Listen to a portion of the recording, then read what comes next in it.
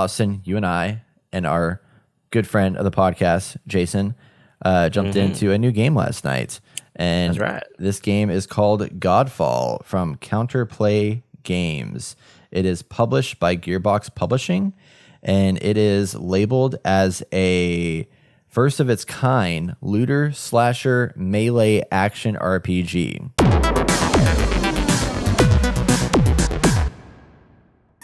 And if you've listened to this podcast, you've heard us talk about this. And for a period of time, I had this idea in my head that this was going to be a live service game. And then I was called out on our YouTube chat, because that's what YouTube chat does, is that they call you out on your That's right. anything you say. That's right.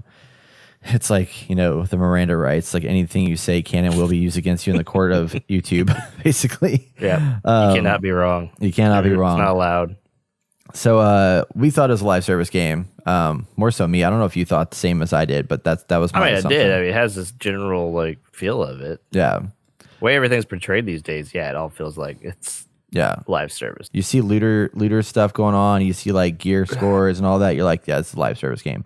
But it's not a live service game. I think somebody gave a comment, and this is definitely probably the most closely associated comment to this. This is like a third-person action RPG version of Diablo, but with more, much more shine and a lot more crazy, zany armor. And it's not like dark. I mean, it's very bright, colorful, full of life, and lots and lots of things to kill and fight. And it's a slasher, so that's essentially what it is, and it's pretty interesting. So you're in this world called Aperion, and you're one of the last of the Valorian knights. They're these godlike warriors that can equip Valorplates, which are armor sets that transform wielders into unstoppable masters of melee combat. So you go through different elemental realms and fight these big, huge bosses to eventually get to the top and fight the mad god Macros. And there's these different vistas, such as a water realm, the earth realm, various other places. You have different weapon classes. So there's apparently 5 different weapon classes. There's long swords, polearms, warhammers, great swords, and dual blades. And each one of those can be leveled up and progressed through, which we'll talk about in a little bit. You have new skills you can unlock and uncover, new weapons with different types of effects. There's upgrades, forges, 12 Valor plates, so 12 of these suits that each suit basically kind of has a passive perk attached to it of some capacity. It has a special ultimate ability, and then a few other bonuses when that ultimate ability is active. So based on which Valor plate you have in use, you have those abilities, and then you can also equip equipment to those characters. And there's 12 characters, and each character can have its own armor set based on loot that you've gathered in the world. And they can all be the same loot, or they can be different loot. And it can get seemingly complicated when you have 12 different characters that have different loot sets all throughout. And there's a lot of pieces to it. But ultimately, there's a lot to do here with menu configuration and loot grinding and stuff like that. But I'm going to stop talking. Austin, throw it over to you. Tell me what your thoughts were jumping in this game. I didn't like it because it was a very generic story of like good versus evil, and I guess I'm going to go to a little bit of story bits. I don't think it's spoiling because it's what you get right off the bat. You're this king who's overthrown by some evil guy, and honestly, I don't know all the details because as soon as I kind of got the gist of what was going on, I was like, this is just stupid. Like, I don't connect with any of these characters. I don't connect with the world. I felt like I was kind of playing, oh, dang. What was that game Ubisoft made where it's Vikings, ninjas, and... For Honor? Yeah, For Honor. I kind of felt like it was like that, even though that game I kind of felt a little more connected to the world given the archetypes that were in there. But it was kind of like that. Like this grandiose story where... everyone's out for themselves, but this one obviously it's just good versus evil, and you get thrown off of your kingdom, and now the evil guy rules it, and now you got to fight your way back to him, and eventually you find out there's 4 other like bosses you need to get past. So they're these guys generals, and then you get to fight the big bad guy, and I was just like, it just doesn't there's nothing in it for me really story wise. Like I don't connect to the characters, or character, and for that I was like, I don't know if I like this game, and I just spent $70 on it. And that's one of those things, man. Like games being $70. There's a whole other topic, but real quick, like that's people are going to think twice. I feel like before buying some of these games because it's just, especially given the situation that we're in now with the world economy, like people aren't just going to start dropping money on new games. They want it. Like Demon's Souls is a good example of how being like, look, I know it's a good game. Most people probably have played it, or some people have played it, and they're like, okay, 70 or is that $70? I don't even know now. I don't know. You bought it. I don't remember. Yeah, I don't know. I want to say I feel like it was even cheaper just because it's a remake. It might be right. But if you get a remake or something, like Cyberpunk, I think people were more than happy to spend $70 on that, especially given the amount of content that's in a game like that. I lied. Demon's Souls was $69.99, so it was $70. Okay, it was $70. Like I'm more than happy to spend $70 on that game because I know what I'm getting. Right, something like Godfall. They did kind of hype it up a little bit, and there was a good amount of hype there for us to get excited and want to dive into it and the way they presented the game. But that intro is just not anything worth to speak of because it does nothing for me. But given that we've jumped in together, I like it a little more now, playing with friends. Yeah. I mean, I think the intro for me was, I mean, it was very flashy with no substance. Like it's, it's like, here's a really pretty visual effectual, like a way to show off this new hardware and stuff like that. But there wasn't a lot of like depth or substance to it. And it's a bummer because like this studio that put this game together, I mean, it's a new studio. This is, I think, their first game that they put together. But the team that is here is a team that like, comes from, they have a lot of background in a lot of things. So I think they are, I'm trying to find, here we go. So they're a team that has experience working on games like Ratchet and Clank, God of War, Horizon Zero Dawn, Diablo 3, Gears 5, Guild Wars, Titanfall 2, Left 4 Dead, Halo 5, Battlefield 3, BioShock Infinite, Injustice 2, and Overwatch. So huge, like strong, like lineup of titles there. And they've come together to make this game. And I mean, visually, it is clearly like got the AAA visual quality. I mean, it's gorgeous. All the presentation is there, but I agree when I was jumping into it that there wasn't anything captivating about these two characters that were in here because one, they're like wearing armor, so you don't know what's underneath that armor, which is the problem I've always had about Halo. It's like you got Master Chief who has no, like, you don't know who he is, what's underneath that set of armor. But I mean, there's a way to do it well because I mean, we've seen with Mandalorian, like he's never taken his helmet off, but he's got a lot of character. But this, I feel like there wasn't a lot of development to give us any reason into why this person here should care about the this Macros god who has taken over and defeated him this time. But then the other thing that really threw me off is that once you get past that, you unlock a new Valorplate, and your Valorplate is a totally different character. It's not just like a new set of armor. Like, you're a different person. You're a female. I unlocked the Phoenix, which is a female character at that point. So it's like, are all these people gods that fought this big guy, or like what is the setup there? And I could have missed something there with that, but that part wasn't quite clear. Yes, none of it was clear, and or it was just so general that I was just like, whatever, man. Like, I just give me to the game, let me play, and obviously that intro part. There's a lot of story build up, but we were trying to play the other night and all play together, and it's just Brett had to go through the whole intro thing, which took, I don't know, 20, 30 minutes maybe, which is a long intro, I feel like. Yeah. And, I don't know. I think about the intro for Assassin's Creed, and that's pretty quick, I feel like. Like, you go right into the story immediately, opposed to this one. There's like a big build up. Yeah. I don't know. The intro for Assassin's Creed was about the same length, I think, or maybe a little bit longer, because there was a lot of that, like walking around as the kid and stuff like that, doing all that. That's true. That build up there. I mean, it probably took me half an hour to get to the actual, hey, I can explore a little bit.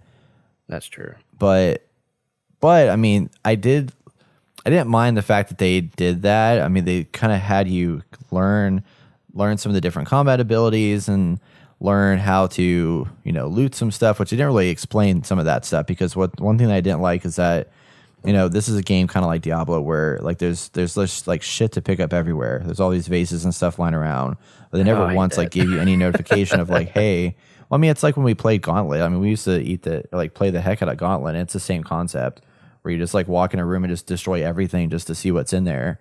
And, but it's different because in that game, it's top down and everything's a little more contained. And this one is a giant world. And it's like, I don't want to spend half my time in this one area just busting everything. I mean, it's quick, but at the same time, it's like, I want to go. I want to see things. I want to fight things. I want to find the chests. I don't want to be worried about trying to find, because you get coins and stuff in there. I guess some of it has health. Some of it has boost to your most of it's just superpower. Resources, so that's all you're really getting out of those vases. But it's just the currency. That's what you're getting. That's what I mean. Yeah, I mean, but resources too. I mean, you get resources to help upgrade your character and stuff like that through those vases. But do you? I haven't seen any. I just get everything else you find in the world.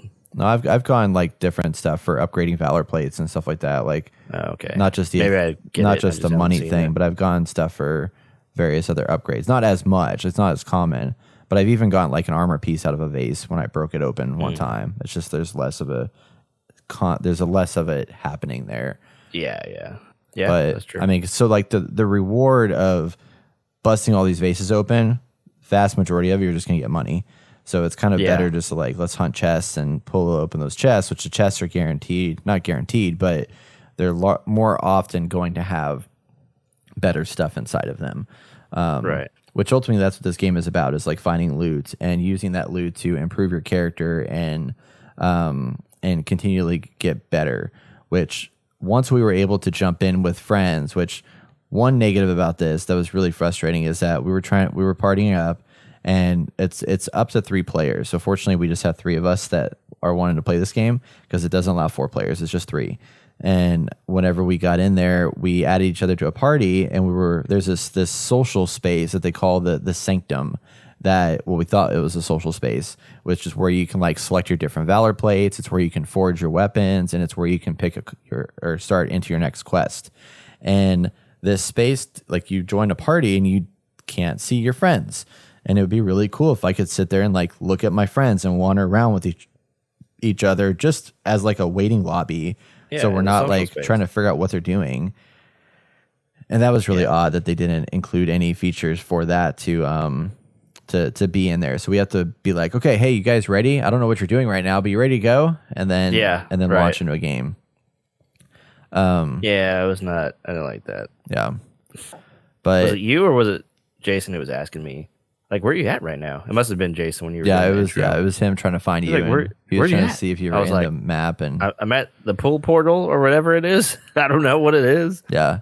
It's just kind of sad because, like you said, there's a lot of good elements here, and the graphics are really good, and it feels like a next gen game, but the pieces just all don't come together well like they should, or it doesn't act the way that I guess now we are kind of used to for some of these games that are kind of like it. And it's just not on point. Yeah. Which is sad to say. I mean, it feels like a very, very polished indie game that if this was labeled like an indie game that wasn't like feeling like a AAA title, it's got all that AAA like polish and finesse and all that stuff. But then at the essence of it, it's like an indie game ultimately. Right. And when you're you have these 3 realms you go into. And like when we first entered into the first mission, I had the impression that this mission was like, we're here and we're not going to come back to this realm. The next realm is going to be another area. So like there's this thing that after you finish the mission, you can go to these little like spinny things and activate it. Or the first time you just have to, I don't think you have to activate it after the first time, but there's 3, you might have to, I don't know. But there's like 3 secret objectives that you have to do after you finish that mission in that realm, and you can continue to explore the realm and fight bad guys and open loot chests and just grind for loot and level up your character. And then eventually whenever you're ready, you just click a button and it takes you back to the SANCTUM to then do your discussion talking about what's next and then go to start your next quest. Well, the next quest, when you start that one, takes you back to the exact same realm you were just in. So I spent all this time in that realm, like upgrading and unlocking all the stuff, which I mean, we got a lot of loot out of that run, but I didn't realize we are going to go back to the exact same place. So that was jarring. Yeah. We were so excited. I was like, man, look at this one area and it has a bunch of stuff. It's like a whole world. The whole time I was like, man, I wish Destiny was like this. Yeah. Like you got caverns, you got castles on the side of hills, you got kind of like fable typed forest areas, you know, kind of linear in a way, but all circle around to each other. And I was like, this is sweet, man. Yeah. This is sweet. But no, it's all part of the same, right. same area. I mean, I think they've done a better job in the sense of what Destiny does. And that might not be the best comparison because Destiny has a certain play style to how it designs its levels. I mean, Destiny has those big, huge open areas now that are very similar to this. But this isn't huge open areas. This is more like linear pathways with little areas to fight in. Well, Destiny has some giant open areas. Yeah, I guess this is kind of more like how Remnant from the Ashes was set up, where it's like you got splits in different. I mean, you have a kind of an open area, quote unquote, but ultimately you're just going down little paths that eventually wind around. But I still wish there was a map of some kind because like there was so many different branching pathways to travel. Sense. I'm like, did I go this way? Did I go that way? Like I want to go. I don't want to go this direction and not end up coming back to this other thing that was over here. There's just a lot of things to look at and like interact with, which is a good thing. But at the same time, it was a lot because as somebody that wants to like find all the things, I felt like I was missing out on a lot of stuff by running around a lot. But but then afterwards, when I found out we came back to the same place, I'm like, okay, well, I'm eventually going to find it all anyway because we're going to be here for however many missions there are in this realm before we go to the next realm. So I don't know, but as far as combat goes, like, what do you think of the combat system overall? I think for the most part, it's good. Yeah, I mean, I like it. I think it's very exciting and active, and a lot of things can happen. I would say it's probably pretty simple for the most part. I mean, you got a light attack, you got a heavy attack. You can do combos by switching between. You can do your light attack 3 times and then do your heavy attack, and that does an interesting move. Like one of them, I think the hammer, you do the light attack twice, and then you do your heavy attack. You'll do a swing down strike, which kind of does like an AoE effect, and that's kind of cool. And if you like run and if you're running and then you run into an enemy and hit your light attack, like your shield will come out. I think you do kind of like a shield bash. And so there's all these like little things with all these weapons. There's like a great sword, a 2-handed hammer, a 1-handed sword. You got dual, I think, is it just swords or daggers? Something like that. Dual pole arm. They're like long spear thing. Or dual blades is what they call them, I think. Yeah, okay, yeah. And then you got a shield that you can use to block or parry, and you also have a shield throw you can do. And so there's like these little things, and obviously each suit you get has its own ultimate ability type thing. I think the one I was checking out has the ability to spread poison between around or 2 enemies that are around me. Little things like that. Jason has one where a bunch of ghost guys come out and help attack, which is cool. So it's like all these cool little features, but just not tied to the world. Anyway, I already talked about that, but yeah, for the most part, it's pretty fun. Yeah. Yeah, I think it's a fun game that I could see it being something where like we get our group together and say, hey, let's go do a couple runs, and we drop in there, do a couple missions. Because like the standard mission, if you're not doing like all the extra looting and stuff like that, can probably be done like 15 minutes or something like that, 15, 20 minutes tops. And then you finish it up, and then you can continue to like explore and find more loot if you want to, or you can just like call it quits. So it seems like it's relatively pretty quick for getting through various things, except for when you're doing a boss battle, which I know the boss battles are probably gonna be a lot more intense. Mm-hmm. And I'm excited to try a boss battle because, I think that will be fun with 3 players trying to coordinate and collaborate with taking those bosses out and upgrading. Yeah. On the note of the upgrading system, so like as you're playing through the game, you're collecting loot everywhere. You have your uncommon loot, you got your epic loot, there's legendary, all that stuff. And there's different types of weapons. So I feel like the weapon system is very much kind of, well, I don't know. I say that. I was going to say it's reminiscent of Monster Hunter World just because of the different types of weapons there are, but it doesn't operate the same as far as upgrading goes because you unlock your pole arm. I mean, you can, most characters, I think all the characters can carry 2 weapons and switch between them, but like you don't build up, you know, I feel like in Monster Hunter World, you just kept grinding after one boss to get the armor for that boss, and then you upgrade that. And this one is just you're just finding armor in the world, and then you're swapping out armor. And then if you like a piece of armor because of a stat bonus or whatever, you can upgrade it, or you can enhance it, or what was it called? Enchant, I think, is what it was, which will turn it up a rarity tier.